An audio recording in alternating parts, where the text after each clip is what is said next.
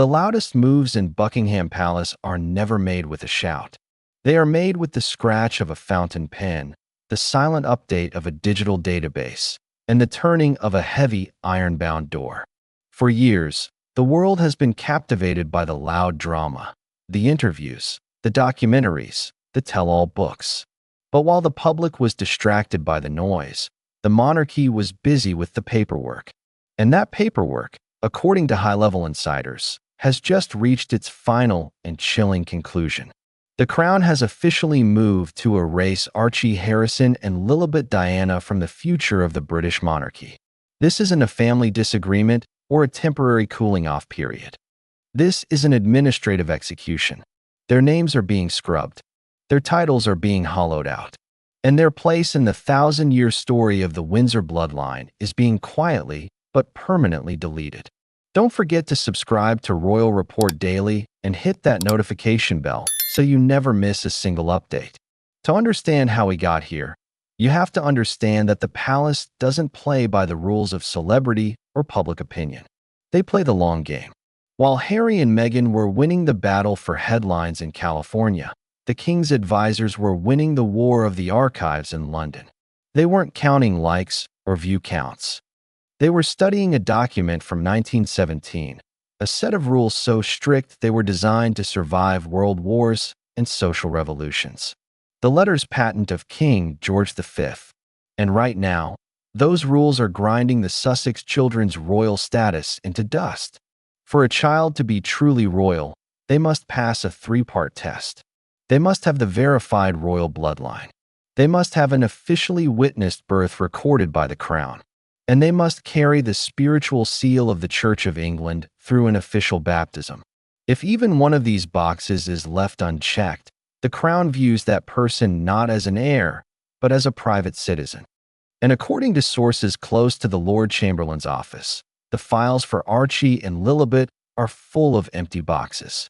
The palace hasn't needed to strip their titles in a dramatic public ceremony. They have simply chosen to stop recognizing them.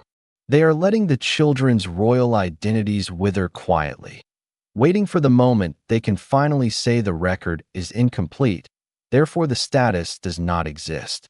Stay tuned to Royal Report Daily. We bring you the stories that matter. This process of quiet erasure started the very moment Archie Harrison Mountbatten Windsor entered the world in 2019. Behind the happy public photos, a legal battle was already erupting over a single piece of paper, the birth certificate. Originally, the document listed Meghan's full legal name, Rachel Meghan Markle. But 11 days later, something unprecedented happened. The certificate was edited. Her name was removed and replaced with her formal title, Her Royal Highness, the Duchess of Sussex. This was not a minor clerical correction. This was a redaction. In the world of the monarchy, a birth certificate is legal proof of birth of the body. By removing her personal name, a question mark was placed permanently over the document. Why was it changed? Who ordered it? And most importantly, what was it trying to hide? The palace's legal team immediately saw this as a crack in the foundation.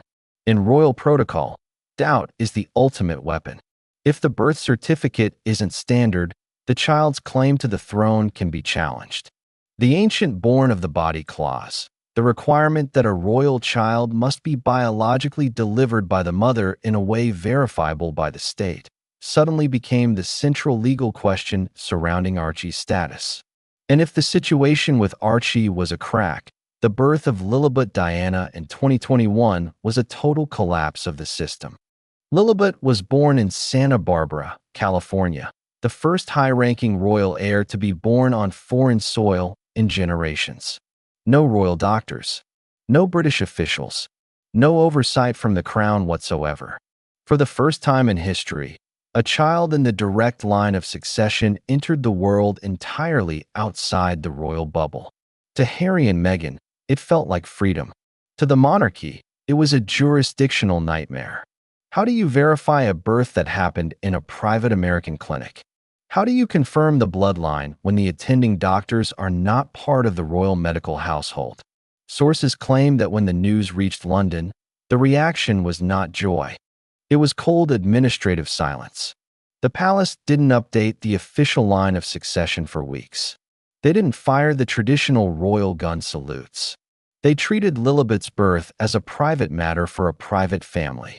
In the language of the crown, this was devastating. If you are not officially acknowledged by the sovereign, you do not exist in the eyes of the state. It didn't matter that the public called her Princess Lilibet. In the archives that truly matter, she was simply Lilibet Diana Mountbatten Windsor, an American citizen with a famous father. The palace was sending a quiet but unmistakable message. If you want to live a private life in California, we will grant you exactly that. But you cannot take the crown's identity with you. Make sure you like this video and subscribe to Royal Report Daily for more exclusive investigations. But the final red line wasn't about birth certificates or geography. It was about the one thing the monarchy protects above absolutely everything else: the brand. For 1,000 years, the crown has been a symbol of duty and service. It is not something you use to sell jam, candles, or lifestyle podcasts. But that is precisely what the palace saw happening in Montecito. When Meghan launched her lifestyle brand American Riviera Orchard, the king's advisors reportedly went into quiet crisis mode. It wasn't just the business itself. It was the way it was being marketed, shimmering with the aura of royalty, leaning heavily into the Duchess title, turning the royal connection into a commercial aesthetic. To King Charles, this was the ultimate line crossed: the monetization of the bloodline. According to insiders, this was the moment the king authorized the final correction. The order was simple: sever the ties. If the Sussex identity was going to be used as a commercial tool, the palace would ensure that tool had no actual royal power remaining within it. The process began with removing the HRH titles from the official palace website. Then it moved to the quiet erasure of the children from future royal planning. No security details, no ceremonial roles, no place in the inner circle of the family's future. Archie and Lilibet were being moved to the extended family list, the same quiet place where distant cousins and forgotten royals go to gradually fade away. Don't miss a single update. Subscribe to Royal Report Daily right now. This administrative execution has had a profound effect on Prince Harry. Sources describe him as being in a state of persistent midnight panic. He grew up inside the palace walls. He understands how the system operates. He knows that once the machine decides you are out, there is genuinely no coming back. He has reportedly made dozens of phone calls to his father, not asking for money, not asking for a return to royal duties, but begging for his children's legacy to be protected. The palace's response has been like hitting a wall of solid ice. One senior aide reportedly told him directly, "A bloodline is a biological fact, but a royal identity is a legal privilege. You chose to leave the legal framework. You cannot expect the privileges to follow you across the Atlantic." For Harry, this is the ultimate and most painful isolation. He is a prince without a country, and now a father watching his children become royals in name only. Imagine knowing that your children's names are being quietly removed from the very books that record the history of your ancestors. Imagine watching your brother's children being prepared for thrones and titles while your own children face a future increasingly disconnected from the institution they were born into. The gap between those two lives is becoming a canyon. And that canyon was dug by the palace, one document at a time. Subscribe to Royal Report Daily and stay ahead of every royal development. The king isn't acting out of personal anger or revenge. He is acting out of what he sees as an institutional necessity, protecting the crown from what his advisors view as a volatile, commercially driven branch that has repeatedly undermined the stability and dignity of the monarchy. The only way to stop the damage is to quarantine the branch entirely. And that means cutting Archie and Lilibet out of the story permanently. The phrasing the palace reportedly uses in internal documents is deeply telling. They don't use words like family or grandchildren. They use terms like the California contingent or the non-resident heirs. It is a process of dehumanization by protocol. By turning his own grandchildren into administrative issues, the king is able to separate the institutional decision from the emotional reality of what is being done to his own family. He isn't erasing Archie and Lilibet. He is streamlining the succession. And for Meghan, this represents the ultimate identity crisis. Her brand, her public image, and her family's entire future were built on the foundation of royal connection. With the palace systematically dismantling that connection, the foundation is crumbling beneath her. She is no longer a duchess in exile forging a new path. She is becoming a former royal in a world that moves on very quickly from yesterday's stories. Hit that like button and subscribe to Royal Report Daily right now. The speed of this erasure is accelerating. Observers have noted that Archie and Lilibet's names have been quietly omitted from several official royal mentions where they would traditionally have been included. It is death by 1,000 cuts. First, a missing mention in a birthday post, then a seat absent at a royal event, then a name missing entirely from the official line of succession. The palace never does things all at once. They do them slowly and methodically, so that by the time the public notices, the change is already permanent and irreversible. And the children themselves? Archie and Lilibet will grow up in a world of California sunshine, private schools, and celebrity connections.